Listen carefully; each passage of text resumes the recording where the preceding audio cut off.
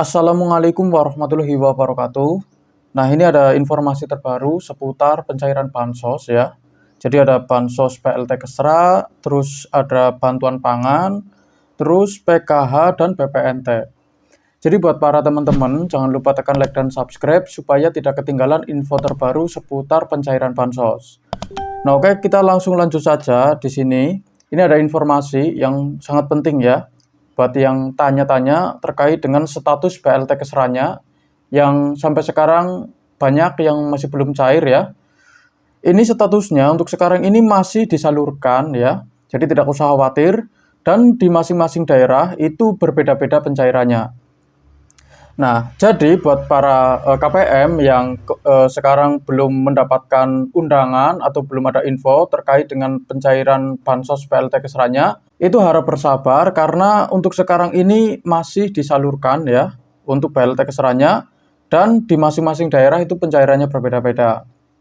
Terus selanjutnya ada bantuan pangan berupa beras 20 kg dan minyak 4 liter. Ini statusnya masih belum rata di setiap daerah ya.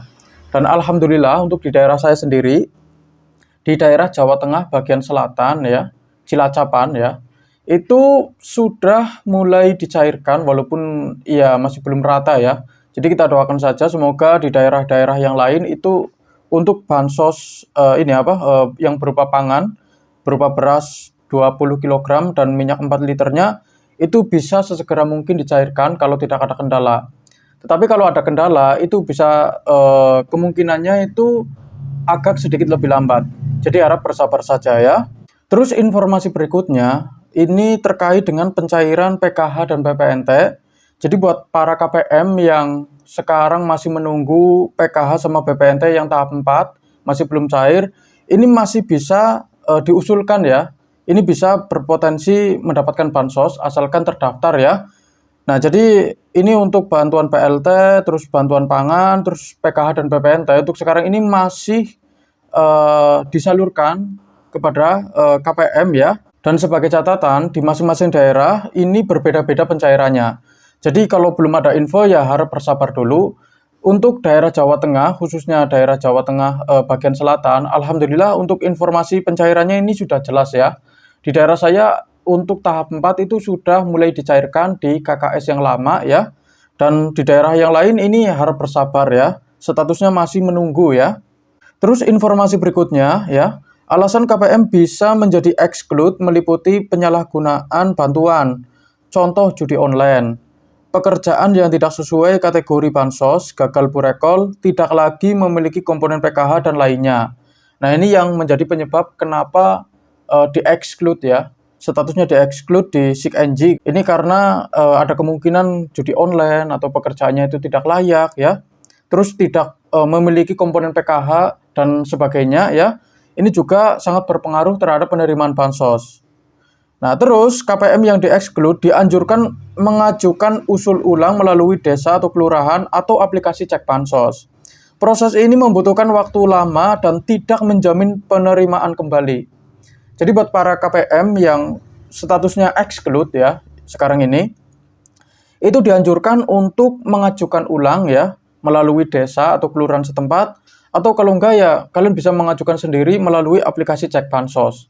Tetapi ini ada catatannya, proses ini membutuhkan waktu yang lama dan tidak menjamin penerimaan kembali. Dalam arti, tidak ada jaminan kalau KPM tersebut, kalau sudah di-exclude itu, bisa mendapatkan bansos kembali. Dan selanjutnya, ini ada beberapa laporan dan mungkin ada sedikit pertanyaan yang akan kita bahas bareng-bareng.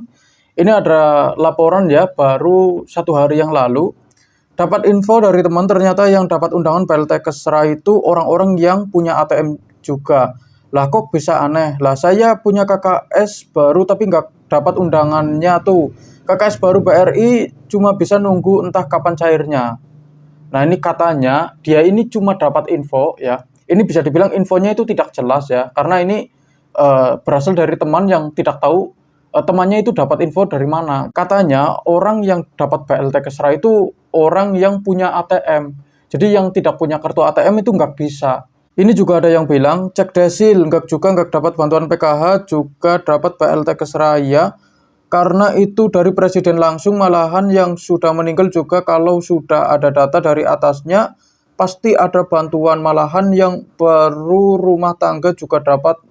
Makanya kartu keluarga kita aktif atau dibilang online lah, jadi nggak beku bantuannya.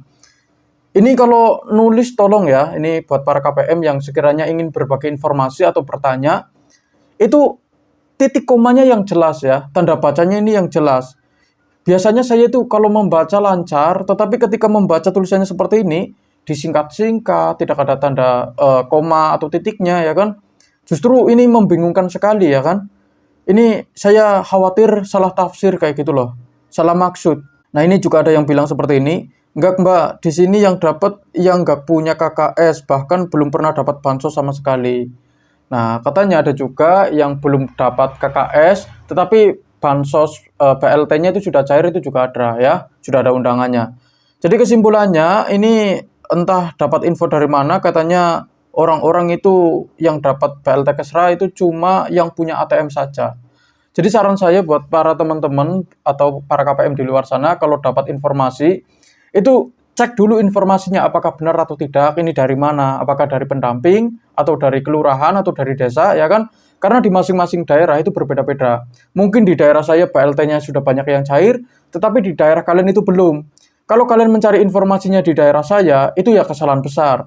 Jadi lebih baik kalian kalau mau bertanya seputar pencairan bansos, pengen tanya tanggalnya ini tanggal berapa cairnya, itu lebih baik langsung tanyakan ke kelurahan atau ini apa kantor desa ya kan, atau kalau enggak ke pendamping, itu jauh lebih jelas ya daripada kalian menduga-duga ya kan. Ini kan contohnya seperti ini ya, ini ada yang bilang katanya yang dapat undangan BLT itu cuma yang punya ATM ya, yang punya kartu ATM kayak gitu. Ini kan nggak benar, jadi jangan seperti itu ya. Terus selanjutnya, yang belum dapat undangan beras dan minyak absen ya.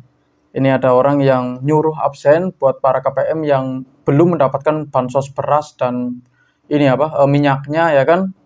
Dan iya jelas banyak banget ya. Jelas masih banyak lah ya. Di luar sana orang yang masuk sebenarnya kriteria penerima bansos ya, seperti orang miskin, lansia, yatim piatu, susah cari makan ya kan. Yang sekarang masih pengangguran, berpenghasilan rendah, sama orang yang sulit cari kerjaan ya. Itu juga banyak sampai sekarang itu belum terdaftar sebagai penerima bansos.